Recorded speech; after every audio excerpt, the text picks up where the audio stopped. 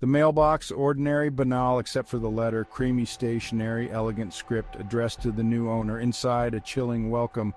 I am the watcher. This house, my family's for generations. Yours now. I'm watching. John and Mary dismissed it, a cruel prank. Their dream home, a Victorian mansion, stood proud for a century. Surely it held stories, but this? Just unsettling. Life continued, unpacking boxes, arranging furniture. Then another letter arrived. This one darker, more menacing. It spoke of their children, their routines. It saw everything. Fear crept in. The playful laughter of their kids, 8-year-old twins, now echoed with an eerie undertone. John started noticing things, shadows shifting too quickly, a feeling of being watched. The once charming antique mirrors now felt like prying eyes. He tried to rationalize it, stress, overwork, but deep down a seed of doubt had been sown. Mary, ever the pragmatist, contacted the police. They were sympathetic but dismissive, no concrete threats, just letters. They promised to look into it, but their reassurances felt hollow. The letters continued, each one pushing them further into a pit of despair. Sleep became a distant memory. Every creak of the floorboard, every rustle of leaves outside the window felt like the watcher drawing closer. John delved into the house's history. Local library archives, musty old newspapers. He uncovered a tale of tragedy. A family torn apart by greed, jealousy, and ultimately death. The original owner, a wealthy industrialist, had died within these walls. Whispers of foul play, a family curse. John shuddered. Was history repeating itself? Mary, meanwhile, found solace in her children, their innocence, a stark contrast to the growing darkness around them. But she couldn't shake the feeling of being watched. Baths were taken with the door ajar. Bedtime stories were whispered with one eye on the window. The joy of their new home had evaporated, replaced by a suffocating dread. One evening, while John was away on a business trip, Mary heard a noise, a soft scratching at the children's window. Her blood ran cold. She rushed in, expecting the worst, but the room was empty. The window latched. Had her fear finally tipped into madness? She wanted to believe so, but the dread lingered. She held her children close that night, their small bodies warm and comforting against her. She told them stories of brave knights and magical creatures, anything to distract from the terror that gnawed at her sanity. But even in the safety of their embrace, she couldn't shake off the feeling that something was terribly, terribly wrong. Days turned into weeks. The letters kept coming, each one meticulously crafted, filled with chilling details of their lives. The watcher was always one step ahead, always watching. John, once a level-headed businessman, was now a shadow of his former self. His eyes darted around, searching for the unseen menace. His sleep was plagued by nightmares. Mary, her initial pragmatism replaced by a steely resolve, refused to be driven out. She researched home security systems, installed cameras, reinforced doors and windows. The house, once a sanctuary, transformed into a fortress. But the fear remained, a constant hum beneath the surface of their lives. One letter, more chilling than the rest, arrived with a single withered rose. Its scent, sickly sweet and tinged with something rotten, permeated the house. The message was simple: you cannot hide. That night, Mary woke to find John gone. His side of the bed was cold. Panic seized her. She searched the house, her heart pounding in her chest. She found him in the attic, staring out the small, dusty window. His face was pale, his eyes wide with terror. "He's out there," he whispered, his voice hoarse. "I saw him, watching us." Mary wanted to dismiss it as another hallucination, a figment of their collective fear.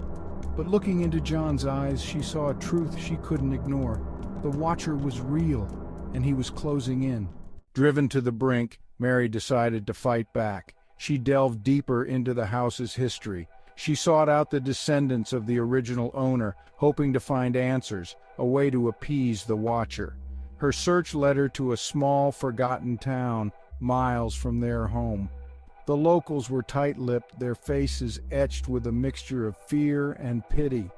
She finally found her way to a nursing home where a frail, elderly woman claimed to be the granddaughter of the house's original owner. The woman's eyes, though clouded with age, held a spark of recognition when Mary mentioned the house. With a trembling voice, she whispered a chilling tale. The house, she revealed, was built upon a foundation of secrets. The original owner, her grandfather, was not the man history portrayed him to be. He was a cruel man driven by greed and paranoia.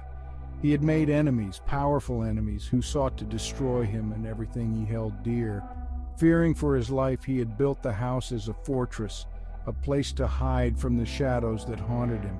But his precautions were in vain. His enemies found him, and in a single night of unspeakable violence, they took everything from him: his family, his fortune, his sanity. The house, she said, was soaked in their blood, their pain, their rage. It was a place of sorrow, a conduit for the darkness that lingered long after the deed was done. Mary returned home, her mind reeling. The old woman's words echoed in her ears, painting a horrifying picture of the house's past. Was the Watcher one of the victims, their tormented souls seeking retribution?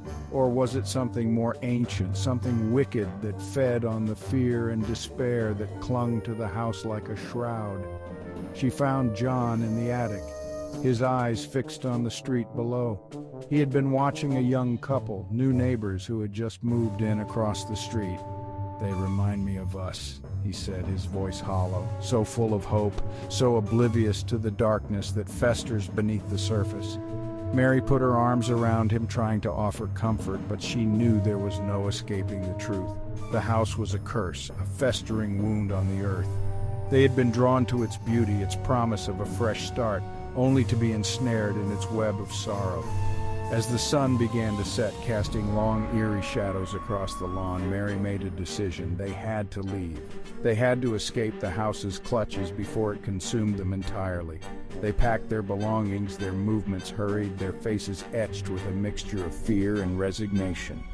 As they drove away, the house loomed large in the rearview mirror, its windows like vacant eyes watching them go. They tried to rebuild their lives, found a new home, a cozy cottage far from the shadows of the mansion. But the memories lingered, the letters, the whispers, the feeling of being watched. They couldn't escape the past. One day, while packing away some old boxes, Mary stumbled upon a forgotten item, a small leather-bound journal tucked away in a dusty corner. She opened it, her fingers trembling, and began to read. The words scrawled in a familiar, elegant script sent chills down her spine. It was the Watcher's diary, but it wasn't filled with threats or boasts of power. It was a confession, a tale of love, loss, and regret. The Watcher, it turned out, was not a malevolent spirit, but a heartbroken soul trapped in an endless cycle of grief. He had been the son of the original owner, deeply in love with a woman his father deemed unsuitable. When his father tried to separate them, a struggle ensued, and in a moment of blind rage, the son had killed his own father. Horrified by his actions, he fled the house, vowing to never return. But he couldn't escape the guilt, the sorrow that consumed him. He watched from afar as his family's legacy crumbled, as the house that held so many memories fell into disrepair. He wrote letters not to threaten but to warn, to protect others from suffering the same fate he had. The diary ended abruptly, leaving Mary with more questions than answers. Was the Watcher still out there, his tormented soul finally finding peace? Or was he still watching, his gaze fixed on the house that held both his greatest joy and his deepest sorrow? As Mary closed the diary, a shiver ran down her spine. She knew with chilling certainty that some secrets are best left buried. The Watcher's letters may have stopped, but the haunting legacy of the house on the hill would live on.